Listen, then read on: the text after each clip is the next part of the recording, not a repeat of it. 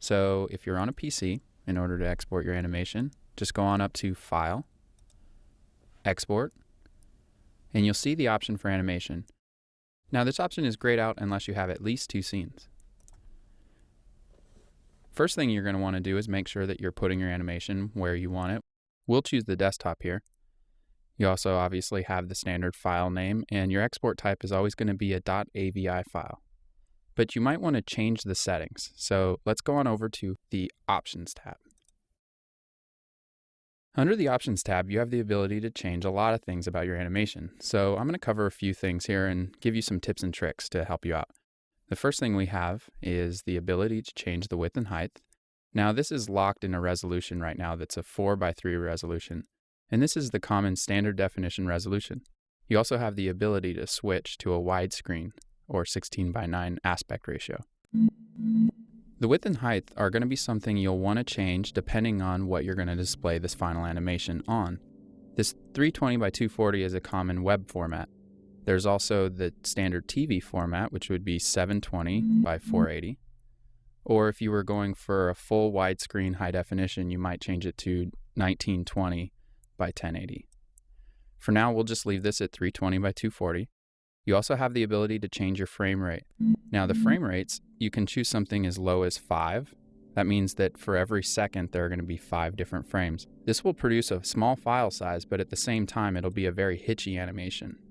Common definition or standard definition for a television is 29.97. Again, the more frames though, the bigger the file. So we usually choose something down around 10 or 12. You'll want to uncheck Loop to Starting Scene. Unless you're doing some sort of 360 animation where you need to see the first frame again, this will probably mess up your expected output. For instance, if you're touring down a hallway, you don't want the last bit of your animation to show you reversing that motion all the way to the beginning. Now, the codec. Go ahead and click on this. You see that Cinepack might have been pre-selected, but you have the ability to flip down the menu and choose several codecs. The Cinepack codec is universal. It'll play really well on PCs and Macs. So it's commonly one that you'll use just to make sure that everybody can see your animation. However, if you want something a little bit more refined, if you're going to use this animation in some sort of higher end production, this codec might not be your best option.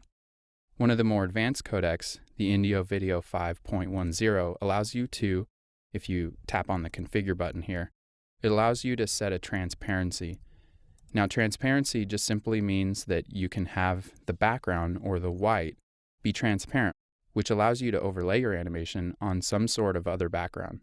In order to do this, you would flip down the None menu and select Alpha Channel and select OK. Again, we're going to go ahead and go back and select the Cinepack codec though, because this is more commonly used. You also want to set your compression quality. If you slide this bar down, you'll notice that the numbers go down. The lower the compression quality, the worse that your file will look, but yet it will be a much smaller size. We find that when you want it to at least look fairly good, somewhere 80 and above for most codecs will suit you well. You're going to want to test this out though. Sometimes 80 in certain codecs will look a little worse than others, and 100 will produce a slightly larger file size, but it'll look pretty good. And lastly, the keyframe every and the data rate. If you don't already know what these are, you're likely to not need to use them. They're for higher end production. So again, if you know all about keyframes and data rates, go ahead and set or experiment with these checkboxes here. We'll leave them unchecked for now, and we'll go ahead and click OK. Lastly, under rendering, you'll want to make sure to check anti-alias. Now, all you have to do is select OK. Make sure that all the rest of your settings are correct here and click Export. SketchUp will give you the estimated file size, the estimated time, and it'll also tell you the number of frames you're exporting out of a total. So you can essentially see how long this file will take to export. As soon as this exports, go ahead and open it up in whatever movie player you use and check out the results. If you don't get the desired effect, just come on back and experiment with some different settings in SketchUp.